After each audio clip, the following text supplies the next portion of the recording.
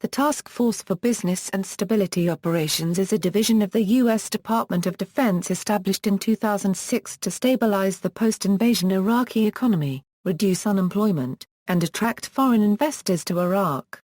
In 2009, TFBSO expanded operations to include Afghanistan. TFBSO founder and former Deputy Undersecretary of Defense Paul Brinkley described TFBSO stating, we do capitalism. We unregistered trademark about helping companies make money as U.S. troops withdrew from Iraq. TFBSO ended its operations in that country.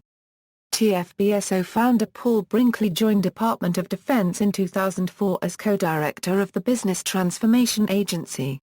Before joining the Defense Department, he was Chief Information Officer and Senior Vice President at JDS Uniphase and served on the Economic Development Advisory Council to the Fujian provincial government in the People's Republic of China.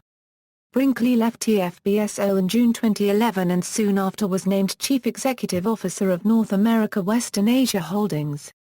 Iraq, although the initial authorization of TFBSO only pertained to innovations in the military's contracting methodology, by 2009, TFBSO operations in Iraq included foreign private direct investment, restarting state-owned enterprises, banking and financial networks, restoration of industrial capacity, corporate development, procurement assistance, private sector development, agricultural revitalization, and communications networks.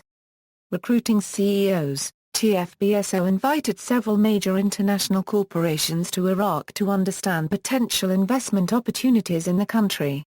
Prominent invitees included Hyatt, Boeing, General Electric, Case New Holland, Microsoft, Google, YouTube, Honeywell, Daimler-Benz, Mitsubishi, Samsung, John Deere, ABC Home Furnishings of New York, Harrods unregistered trademark S of London.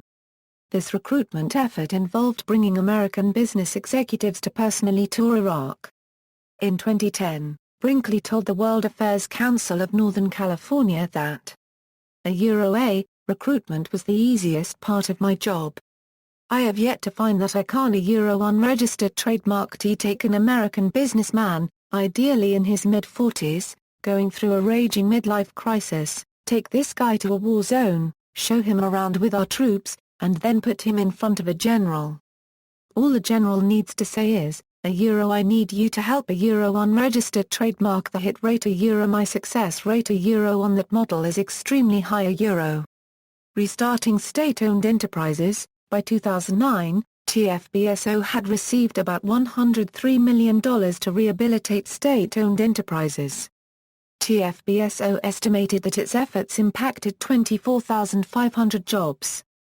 The Special Inspector General for Iraq Reconstruction called these estimates overstated, and found that the majority of TFBSO projects took twice as long to implement than was expected. Afghanistan, TFBSO began operations in Afghanistan in the summer of 2009. As in Iraq, TFBSO in Afghanistan concentrated on attracting private foreign direct investment, corporate development, procurement, and reform of the banking sector. Mineral resources. In May 2011, TFBSO and the U.S. Geological Survey announced that they had identified dozens of reserves of copper, gold, lithium, and rare earth minerals in Afghanistan. The report trumpeted the potential value of the mineral assets, estimating that exploiting the lithium deposits alone could result in up to $1.2 billion in additional annual revenue for the government of Afghanistan reportedly in response to outreach from former CIA operative and TFBSO consultant Milton Bearden. The New York Times reported in a front-page article that the find was for beyond any previously known reserves and enough to fundamentally alter the Afghan economy and perhaps the Afghan war itself. A story reported that these findings were not new, and that a detailed U.S. Geological Survey report on Afghanistan unregistered trademark S mineral resources was published as recently as 2007. New York Times reporter James Risen later told Yahoo News that Milt convinced Brinkley to talk to me, and Brinkley convinced other Pentagon officials to go on the record.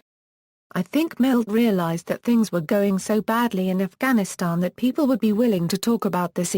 Criticisms over awarding contracts to Chinese firms. Former U.S. Ambassador to Iraq and Afghanistan Zalmay Khalilzad criticized TFBSO for setting up a bidding process on an Afghan oil contract that favored a state-owned Chinese firm against private Western companies. He called TFBSO a unregistered trademark bid selection process a bad for U.S. business, and bad for the rebuilding effort in that embattled country. Reorganization and Brinkley unregistered trademark departure. Several U.S. State Department officials criticized TFBSO unregistered trademark efforts to revive state-owned enterprises for being in contradiction with free market principles. The Washington Post described tensions between state and TFBSO as a bureaucratic knife fight over the best way to revive Iraq's moribund economy, and that under pressure from Congress to demonstrate progress on the ground, the military often favors immediate solutions aimed at quelling violence. That has prompted objections from some at state who question the long-term consequences of that expeditious approach. Amidst these concerns, Congresswoman Betty McCollum fought to have TFBSO defunded, arguing that helping companies make money is not the role of the Department of Defense. The Pentagon's focus should not be on starting up businesses or facilitating business development tours for corporate CEOs. Every House member needs to ask why the Department of Defense is helping Kate Spade, an exclusive New York-based handbag designer, to source raw materials in Afghanistan. Since when did the Pentagon invest taxpayer dollars in promoting women's fashion? Allegations of ethics violations and other criticisms. During the course of Brinkley's tenure, he and members of his leadership team that had remained in place following the end of President Bush's second administration came under ethics scrutiny within the Pentagon's Office of the Inspector General and Office of the Secretary of Defense, by the Federal Bureau of Investigation, and by others across the Obama administration and within the U.S. Congress. Published and unpublished allegations ranged from unethical business deals, financial irregularities and inappropriate management practices to violations of administrative and other applicable law. As a result of these and other concerns, a range of concerned staff departed the TFBSO. Brinkley was encouraged to leave his post quietly at the end of then Defense Secretary Gates's tenure. In the National Defense Authorization Act for fiscal year 2011, Congress mandated against Brinkley unregistered trademark wishes that TFBSO's operations in Iraq be folded into USAID. In a move that reportedly alarmed senior U.S. military officials, Brinkley and several staff announced their plans to leave TFBSO in March 2011. As of 2013, the Pentagon announced its intention to end further activity by the TFBSO. Brinkley joins NAWAH. 4 months after leaving TFBSO, Brinkley was named CEO of North America Western Asia Holdings, an investment and advisory services firm seeking to grow business in Iraq. The firm, founded by Hyatt Hotels executive chairman Thomas Pritzker, reportedly will initially seek to invest in Iraqi companies while advising clients looking to do business in the country and throughout North Africa and Central Asia. Pritzker said that unregistered trademark potentially an elegant handoff between the government and business. The Center for Responsive Politics subsequently added Brinkley to their revolving door database, a tracker of the pipeline between government and private industry. Notes